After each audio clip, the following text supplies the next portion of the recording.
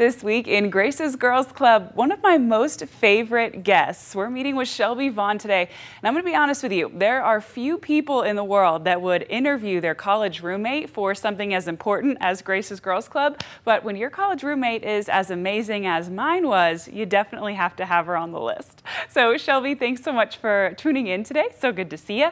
Tell everybody all about you and what you're doing here, and tell us about your STEM career.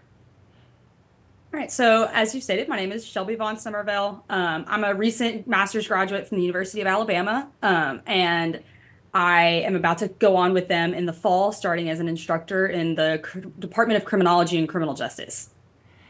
Exactly. And where are you from? I am from Decatur, Alabama. And now you're a Roll Tide girl. You're leaving us from Mississippi State. That's Hey, okay. I've still got my state gear in the closet. There you go. I had not one single doubt. So Shelby, walk me through your education. Walk me through what undergrad looked like. Walk me through what your master's looked like, and then what everything's going to look like going forward for you as a professor. Awesome. So for my undergraduate, I actually have two bachelor's degrees, one in psychology and one in criminology. I did all of that in 4 years, but I did do some extra dual enrollment work on the front end that made that possible. And so following my 4-year education where I did various works inside research labs, did lots of one-on-one time and professional work with professors, did independent studies, all of these things to really boost my graduate level applications. I was accepted into the master's program at the University of Alabama for a Master's of Science degree in criminology and criminal justice. And so that's what I've been doing the past 2 years. So I've done completed a full empirical thesis, taken various classes, worked inside jails in town, as well as working to develop programs and things like that for various jails and prisons across the nation. And going forward, I'm going to be over the next course of this year teaching at the university to various undergraduate level classes. And then in about a year, I will begin my PhD in criminology and criminal justice to continue doing my own independent empirical research without the need of supervision. I will be the supervisor. Yeah, you will. I have known Shelby since we were 16 years old, and the plan has always been for her to get her doctorate. And now we're within a year of it, Shelby. That's so exciting. It's wild. So walk me through, because this is something that might catch some folks off guard. Of the letters in STEM, science, technology, engineering, and math, which letter or sequence of letters most applies to criminology, and how exactly does it do that? So I would say first and foremost, definitely the S for science, because everything that you do in research is followed through the scientific method. You have to develop your hypotheses. You have to develop your course of action to collect your data. You have to make sure that your participants collectively influence your questions correctly, and that you are accurately portraying whatever it is you're trying to figure out with your scientific question. You have to find out if your hypotheses are correct, and then you actually have to disseminate those findings throughout your analytics at the end. And that's where that second letter comes in, which I think is right under it, which is math. We do a lot of statistics, lots of math to kind of figure out what our findings are telling us, what the data that we've collected is telling us.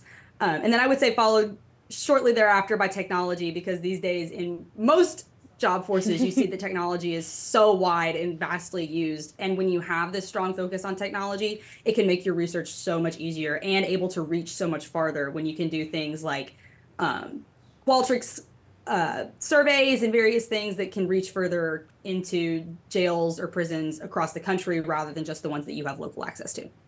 Absolutely. So I want to kind of expand on that, going a little off the script here, but you said a key part of your job is after you go through your scientific method and you gain your research is disseminating that information.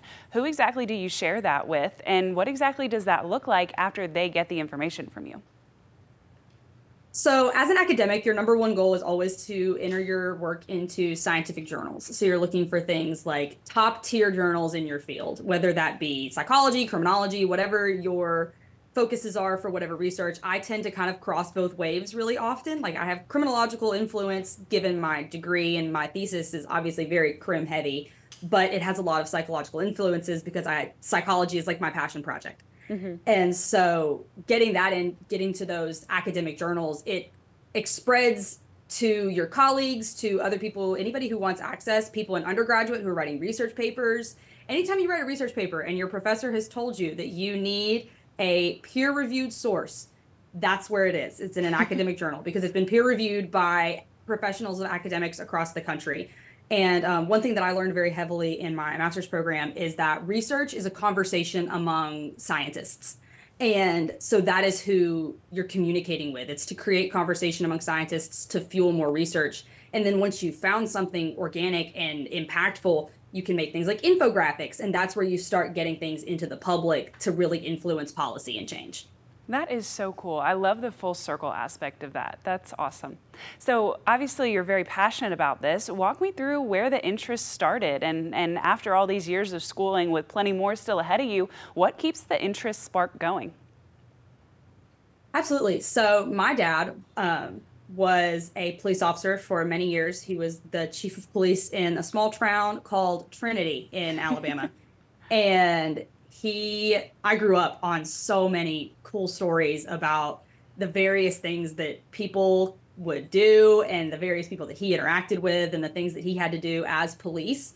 And I always just found it so interesting, like why people make the decisions that they do and why people make the choices that they do and how our system could adjust to better support those people to make better decisions and have the ability and the freedom to make better decisions given their circumstances. So that was really where like my key interest came in going into undergrad, was looking into the criminal justice system generally, as well as this overarching question of why do people do what they do. Mm-hmm. And so that was really that initial drive. And then just the further I went in, the discovering personality research and all of these other different things, it just continues to get more and more interesting.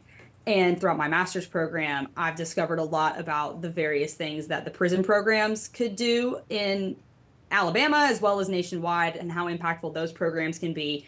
And so that has just continued to funnel into why I remain vigilant with the education, with the research. It's just because when you begin to see that they do have real impact and that they can really change the lives of people who may not otherwise feel like they have a chance, it's not really something you give up on too quick. Yeah, absolutely. Oh, I love the heart behind that. So I feel like you sort of kind of touched on it, and if you have, you can tell me in your last answer, but what is the best part of your job? Is it that seeing your work go impact people boots on the ground, or are there some other aspects that you love just as much? I think there's a couple of things that I love just as much. I think there's two that probably tie the first. There's definitely that boots on the ground aspect of seeing a program flourish in a jail or a prison, or finding out ways to help people in those circumstances better their lives. But on the flip side of that, another part that comes hand in hand with research is teaching. And teaching undergraduates at that level when they're really first just discovering what they really may be interested in is so fun for me. And I'm really excited to get to delve more into that over the next year. And you're going to be incredible at it. So that's some of the best part of your jobs. What's some of the most challenging part of your work? So I would say probably the most challenging part is there's this strange intersection in research, and I brought this up before with some of my colleagues, that people think that science is strictly science and that you can't have any creative concept because science is concrete. And I just believe there is nothing more incorrect, that there is no creativity in science. And I feel like that's maybe where the most challenging aspects lie, is fueling creativity in your research, because that's what we all want to do. We all want to research something new. We all want to be innovative. We all want to find something that maybe hasn't been found before. We want to dig into the nooks and crannies that nobody has really reached in before from this certain angle. And so always finding those new ways to be creative and to make your science unique and to find new ways to research and maybe hit at a problem from a different angle that we haven't seen before can definitely be really challenging. You spend a lot of time in front of a computer or in front of a notepad kind of digging out the best way to map out your research plan in the most creative way. Oh, absolutely. I could absolutely see that. And you know what? I so agree with you with what you said about science. So you said you're very science and math heavy, as are we in the meteorological field, kind of different realms. And I would for sure say that math is as concrete as it could come. You know, 2 + 2 is always 4. But on the science side of it, I completely agree with you. I mean, we do our equations every day. We look at our work every day and make a forecast, but it is artistic. The different patterns make it different, and it changes in the outcome of the forecast every day. So I love that you brought that up in your field as well, because it's kind of the same outlook, but 2 different executions. Absolutely. The sky is one of the most artistic places in the world. I know. God knew what he was doing with that one, huh? He did. He said, let's be creative. Yes, yes. We, just as an aside, Shelby and I used to joke all the time in college because I would look at rainbows and thunderstorm clouds and sunshine for my school, and she would look at criminal cases and jury trials and things like that. And we were both doing the math and science, but had very different day-to-days. Yes. So, Shelby, I already know the answer to this, but would you choose your career all over again? Obviously, you're in your career fully, but you still have more education ahead of you, which is very, very common to already start working, but then still have goals to go get a doctorate in the future. Would you choose it all over again? Would you take this exact same path? Absolutely. I had so many different options coming out of undergrad, given that I had two completely separate bachelor's degrees, and I really could have funneled one way heavy or the other. And I just really kind of threw out lots of fishing line and have followed the one that seemed the strongest, and it has not let me down so far. And it just, the people that I've met, the relationships that I've made at the University of Alabama, at Mississippi State, I would absolutely follow this exact same path again. I feel like it's exactly where I was called and meant to be. That is great to hear. Well, I want to let you get back to being one of the smartest women in the room. But before I do, do you have a message to young girls or young students in general that want to join the STEM force one day? If you had one piece of advice to leave them with, what would that be? Take up space. The STEM is a very male dominated field. And while we're working on diminishing that dominance, there is still an often sense that the women in the room are meeker in the room. And I never want young girls to feel like just because they've been told their whole life that they're bossy or that they're loud or that they're taking up too much space or that they need to be quieter, that that's what they need to do. You deserve just as much space in the STEM field as anyone else, and you may be better at it than someone who's telling you to keep down. Absolutely. And you know what? That's such a worthwhile piece of advice that you just shared.